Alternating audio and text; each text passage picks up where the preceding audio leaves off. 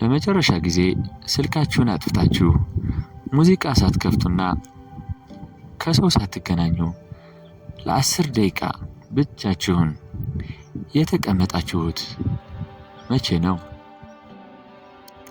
ሰላም ጤና ይስጥልኝ። እንኳን ወደ ጃላይት በሰላም መጣችሁ።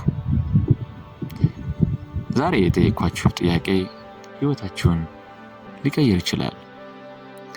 ብዙዎቻችን ዝምታን እንፈራዋለን። ብቸኝነት ሲሰማን ባዶነትን ለመሙላት ወደ ሶሻል ሚዲያ እንሮጣለን። ታዋቂው የስነ ልቦና ምሁር ካርል ዮንግ እንዲህ ብሎ ነበር፣ የራስህን ብቸኝነት መሸከም ካልቻልክ ሌሎችን የምትፈልገው ለፍቅር ሳይሆን ለማምለጫ ነው።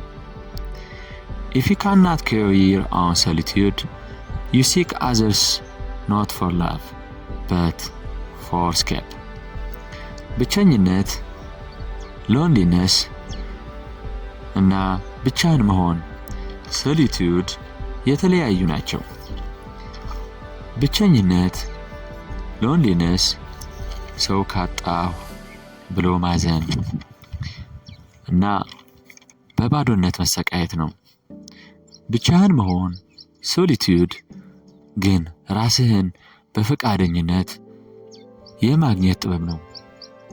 ታላቁ ፈላስፋ ፖል ቲሊች እንዲህ ይላል፣